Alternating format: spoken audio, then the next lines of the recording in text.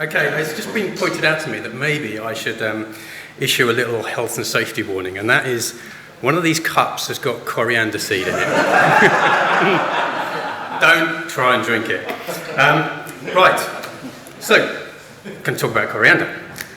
Second to juniper, coriander seed ranks among the most commonly used botanical in gin. But why is this the case? Today, distillers from across the globe have more and more unique botanicals at their disposal. In the last decade, we've witnessed the rise of highly flavoured gins, so dominant in a single flavour or aroma that the nuances of other classic botanicals, including coriander, can be lost. Is the decision to include coriander simply habitual? Some daggers coming my way now. A result of past recipes handed down or reimagined, or does it play a significant role in defining our much-loved spirit's character? Are we just replicating history, or is there more to it? Can we choose not to use it? And more importantly, what if that choice was removed? What if one day there was no coriander? Yeah. So, my name is Ben Marston. I am the co-founder and distiller at Puddingstone Distillery, the home of the multi-award-winning Campfire Gin range. And I've been asked to talk about coriander seed. So this is my fourth Ginposium, my second, actually maybe fifth, second on stage, and it doesn't get any easier. Trust me, this is terrifying. And that's why I need you to stay asleep. However, asleep, awake. You can fall asleep if you want. Hey. But to avoid you falling asleep, we are going to avoid any technical diagrams or anything of that nature. I am not a scientist. And as a bonus, there will be some more gin, because I know that you are all clawing to get out the door for those 5 o'clock gin and tonics. So, coriander. We are, of course, talking about coriander seed and not the leaf. We may all have come across this scenario. Anybody who has run a gin sampling session will know that you have to make it very clear that in gins we use coriander seed, we don't use the leaf. Failure to do so can result in some extremely negative pre-tasting responses from members of the public. Generally something along the lines of, I hate coriander, it tastes like soap, or worse still. Trust me, the words tastes like soap are not ones that any of us need shouted in the proximity of our gins. And actually, if you've done tasting, you'll notice that generally if people don't like your gin much, they shout it out. If they like it, they whisper. It's a strange trait of the British public. Anyway, there is a reason for this tastes like soap phenomenon. As many as 1 in 5 people say that coriander has a soapy taste. And this is likely to a supersensitivity to chemicals called aldehydes, which are present in coriander seed, they are present in the leaf, but they are also used in perfumes and soaps. Is there anybody here that hates coriander, out of interest? Yes? Good. Right. I say good because the 24th of February is your day. It is officially the We Hate Coriander Day, and there is a website for it. Amazing. So, what is coriander? So coriander, or Coriandrum sativum, is a member of that family. I'm not going to pronounce it, I can't. I've tried lots of times. It's spelt phonetically for you to work out yourselves. And within that family, you've got a lot of other similar plants. So you've got things like angelica, dill, fennel, anise, caraway, lots of other plants that actually are commonly used as botanicals. Now, the plant itself is described as soft-growing and reaches about 50 centimetres in height, and I've just been informed that it's currently about 25 centimetres in height at the moment, so the harvest in the UK is well on its way. It has a kind of feathery leafed structure, and the plants are grown for 2 reasons. They are grown for their leaves, or they are grown for their seeds. And the seeds are formed when the plant bolts, which is a natural process, referring to its sudden growth, basically. And that's where you're going to see that really big growth spurt. It suddenly becomes very, very tall. And bolting is natural. It's the way that a plant wants to survive. It grows It gets the formulation of seeds, which will then fall into the ground, and it will propagate. Now, across coriander plants, you will find a blossom, a lovely white blossom, and this is very attractive to pollinators, to bees, and to other flies. Really, really important for ecology within the environments that it grows. And it's one of the reasons that as a distillery, we have used coriander grown in the UK for the best part of 5 years now. Now, this growth pattern, of course, is subject to something that we can't control, and that is climate. And we'll talk a little bit more about that later.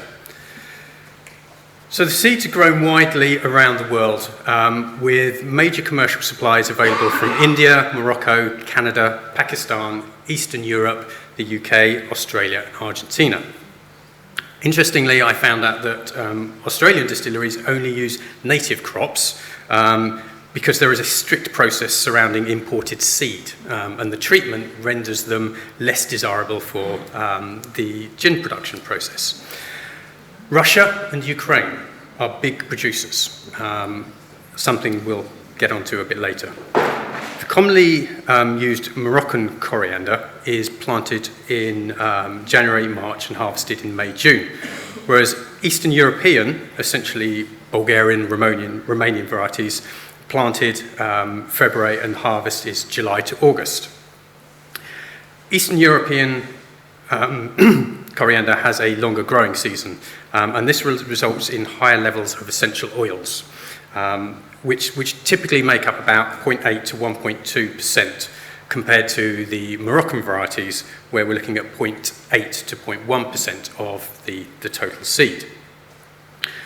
Although the lower oil levels result in a subtle flavour of the Moroccan variety, the crop is highly regarded amongst distillers, but it's also highly regarded in other food and drink markets, especially Japanese and South Korean consumers.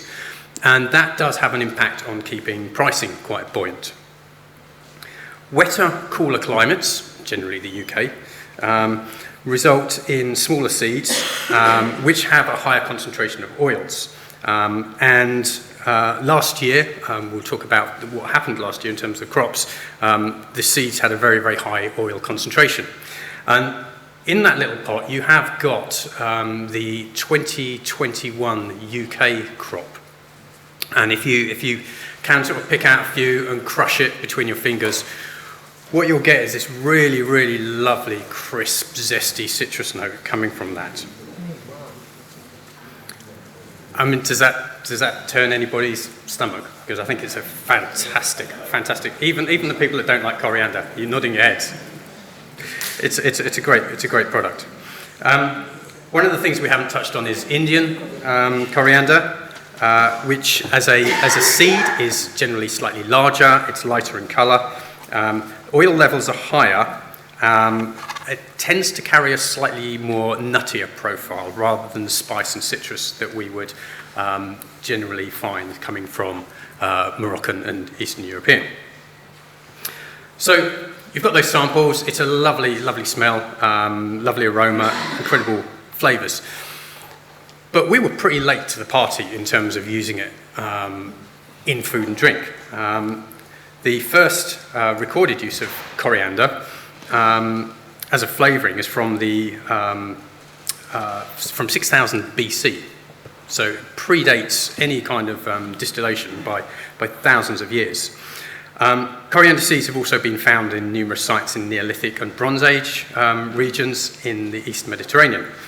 And amongst those ancient people with a taste for coriander were the Egyptians. And they were used as part of the mummification process, as were a number of the botanicals that we're commonly using now.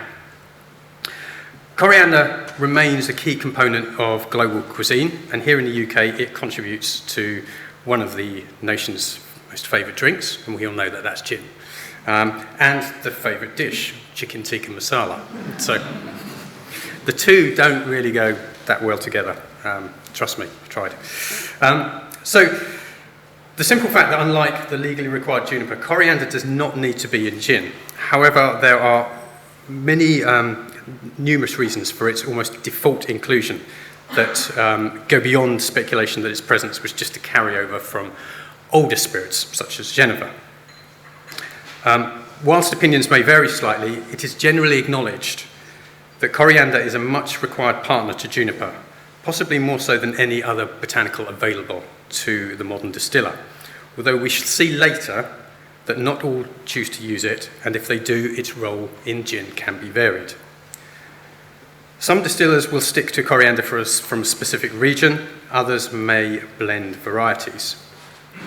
I've stolen a quote here from Joanna Moore, who commented, "I include juniper, coriander and angelica in all my recipes, and I think of this trio as an orchestra. Juniper is the treble, coriander is the soprano, providing citrus top notes with warming spice, while angelica provides earthy notes." And I think that really does kind of sum up the overall characteristic of what we consider to be a classic gin. On a molecular level, nearly 70% of coriander seed oil is a single alcohol called linalool, which contributes its floral, spicy characteristic. This is something that's found in over 200 plants, such as citrus fruits and lavender. So there are other sources for obtaining the characteristics of your coriander seed. The second major component is alpha-pinene, which is a key extract from juniper.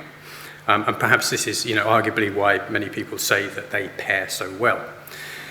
Other molecules in considerable quantity, and I say considerable, we're looking at less than 10% of the total oil weight of the seed, are gamma-terpenine, which is responsible for, again, lemony citrus notes, camphor, which is woody, herbal and spicy, and geranyl acetate, which is floral and fruity. So, we've got some samples, you'll be pleased to hear. And there's 3 of them. And I'm not going to drink them because I've got a bad throat. And if I start coughing, it's not going to stop. So let's go through these because they all use coriander in very, very different ways. This first gin is called Ultrasonic. And this is a gin that is something that we produce at the distillery. It's a collaboration with the Herts and Middlesex Wildlife Trust. Now, this was a project that came about in February 2020. We'd done a project whereby we'd previously used a non-native invasive plant species as a botanical and had to follow up with something, equally unusual. The concept was to create a gin that was themed around bats and bat ecology. And so what we arrived at was a gin whereby the botanicals were selected on the basis that they were plant types that British bats would encounter on their flight through the countryside. So you've got things like juniper, angelica, elderflower, roasted barley, bramley apple, mint. There was no citrus. And this is where coriander seed comes in. So we use a British coriander seed. And I stress again that we've always used British coriander seed because it has this fantastic citrus top note. So the role within that particular gin was to almost replace what we would typically use as a citrus ingredient, be that lemon, grapefruit, pomelo, orange, lime, and to act in that role. Where we actually treated these botanicals slightly differently was that in the same way that a bat uses ultrasounds to navigate through the countryside, we used ultrasound to break down the botanicals prior to distillation. So we used a process called ultrasonic cavitation. Again, I am not a scientist. I had no idea how this would turn out. It took a few attempts, but it definitely works. In fact, we can probably commit to saying that we can use 40% less botanical mass because the process of breaking down botanicals prior to distillation leaches more oils and just gives us a really, really great result. The one area where we really noticed a considerably higher yield of botanical oil was in coriander seed, which was very fortuitous because it gave us that very, very high yield of the citrus note that we wanted. So that's the first sample that you've got there. I should mention that this discussion regarding this happened in February 2020. As you all know, in March 2020, on the 23rd, basically everything got shut down. And on the 24th, most of the broadsheets were saying that bats were responsible for COVID. We obviously held off launching that product. It would have been commercial suicide, but anyway, we did it, and it's now a very successful project, both in sales and its fundraising capacity for the Wildlife Trust. So we move on to the second one, and this one is just a pure homage to coriander seed, basically. There's no two ways about it. I mean, you give it a sniff, and that is all you're going to get. If you go back to the little pot that you had of your little crushed coriander seeds, and then smell that gin, it's just, there is so much in there, it's unbelievable. And this comes from Sacred. So this is Sacred Coriander Gin. It's a bit punchy at 43.8%. And I was in communication with Hilary, and she kind of gave me some notes on this. It's based around their classic gin, but what they've done is they've kind of overloaded on the coriander seed, and this is something they do with some of their other projects where they might do it with cardamom, for example, as well. And they describe this gin as follows, and this is their quotes. Delicious notes of sagebrush on a sunny mountainside. Warm, nutty, spicy on the palate, with elevating citrus notes of fresh-cut lemon balm and earth. Sweet Italian orange peels, profoundly satisfying, long on the palate, and with a length of hot conifer sap and umami on the finish. There's some bold flavours being talked about there, and the question is, how much is coriander seed contributing to those? I mean, if we go back and you look at the things like earth and lemon balm and citrus notes, then definitely I would say that those are contributors. And the interesting thing is that Hilary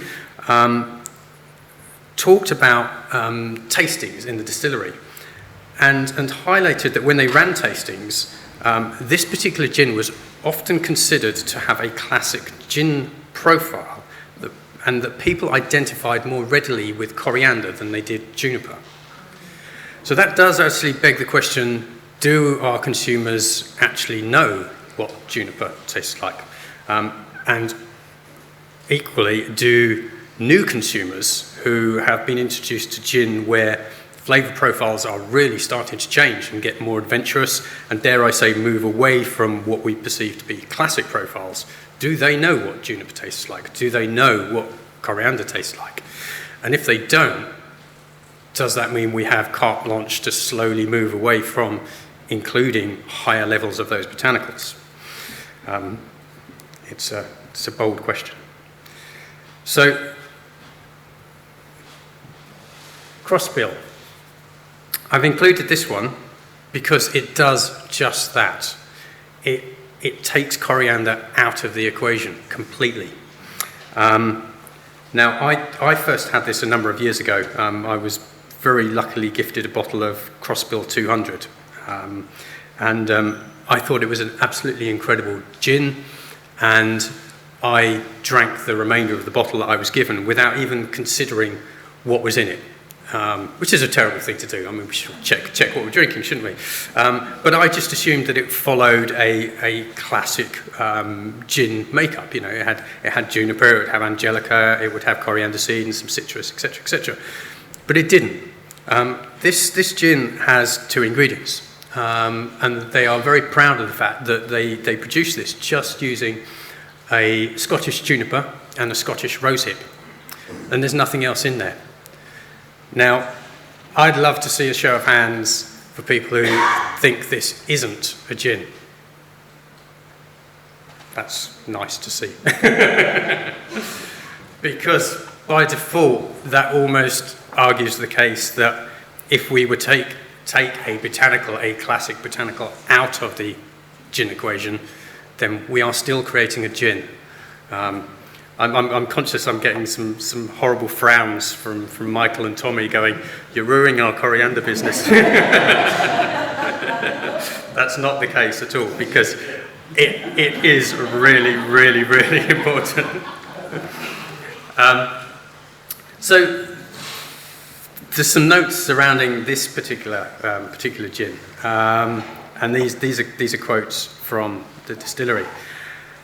I asked them about the relationship with coriander, and they said, we haven't added rosehip as a direct replacement for the coriander seed, as we feel that the Scottish juniper already gives us the rich earthiness and gentle, dare I say it, herbal tones that we would regularly rely on coriander seed to provide, which is interesting because we did talk earlier about that overlap between oils in the two botanicals. The rosehip instead simply smooths out any edges and mixes beautifully with the natural oils of the juniper. And while you feel the more intensely aromatic flavours, they don't mention coriander seed, they're talking about citrus. You're getting these citrus characteristics from the rosehip, and those are replacing the otherwise typically used coriander seed. They describe this as rounded, complex, fruity, plummy, sweet, balanced, and smooth, given the ABV, which again is 43.8. Seems to be a common theme on those gins. So I think this shows that obviously there are different approaches to coriander seed.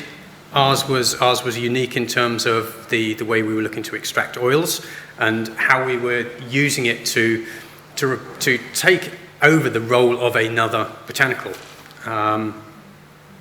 Putting it first and foremost in the sacred coriander gin is a very brave role, and obviously not done as a just on a whim. This is very much, this gin was created because people recognise coriander as being a desirable flavour profile and one that they naturally associate with gin as we know it. And then finally you've got the absence of it, which shows that you can still create a gin without coriander. There are a lot of things going on at the moment around the world. In 2019, pre-pandemic, the UK was the largest European market for coriander seeds, accounting for approximately 30% of all European imports. 60% of the coriander seed imports were crushed or ground, with the remaining 40% being whole. That's very different from other European countries where consumption and use of them is very much split over gin application or food applications. It's important to note that actually in 2019 there was a large percentage of coriander seed that was coming in from Russia and the Ukraine. There was also a large percentage that was coming in via Poland, but that Polish coriander seed was coming from Russia and Ukraine and then resold and redistributed, having been through processing. The market for coriander and the use of our use of it as an industry is tiny. It's very, very small compared to globally. As an industry, I think we're using about 3,500 tonnes out of a global distribution of over 1 million tonnes of coriander. So we are a small player within the industry, and being a small player means that if we did, for whatever reason, see a decline in production or availability, we're a small voice as well. that could have issues in the future. As with most botanicals, terroir, species, variation, and processing are going to impact on the characteristics of our much-loved coriander seed, but also climate does. There was, for a period of time, some concern over the volume of seed that would be harvested in Morocco this year, and that was due to very dry conditions. Whilst the country has now experienced rainfall, the yield might be lower than previously expected. Last year in the UK, the cold, damp start to the year meant late planting of coriander crop, and as a result, a late harvest. And this occurred at the end of November rather than September, which meant that harvesting took place in environments where fields were muddy, to say the least. And actually getting coriander from those plants was very, very difficult. You had issues with it falling to earth. You had issues with trying to get combine harvesters into fields. So we were very much at the mercy of the climate. And that's something that we have to be aware of moving forward, not only in the UK, but in other countries around the world. Fortunately, I have to say hats off to Michael and Tommy, because they have persisted with the cultivation of UK coriander seed. And since 2014, when I first met them, they've gone from planting 45 acres to 205 acres of coriander. Is it? 2.5 acres. Oh, sorry. Okay. Thank you. There's obviously some numbers here wrong. Thank you. I'm glad they're here. Because actually, if you have any questions at the end regarding coriander, just ask them. So there's no doubt that coriander has played and continues to play a significant role in the production of gin. For many, it remains a key botanical, and with its characteristics being used in different ways. Purists would argue, and I would agree, that coriander plays a key role in what we might call a classic gin. Conversely, one could argue, as demonstrated by Crossbill, that it does not need to be present. I don't want to paint a bleak future for coriander seed, because in doing so, I might be painting a bleak future for other botanicals. But we do have to be aware that botanicals that we are used to sourcing quite freely may be subject to lots and lots of issues that we all know at the moment: supply chain, climate, wars. And that we should always be prepared to look at other options and processes to get the most from what we have available. And uphold all that is great about gin. And be thankful that for now, juniper seems to be in a relatively safe place. Thank you.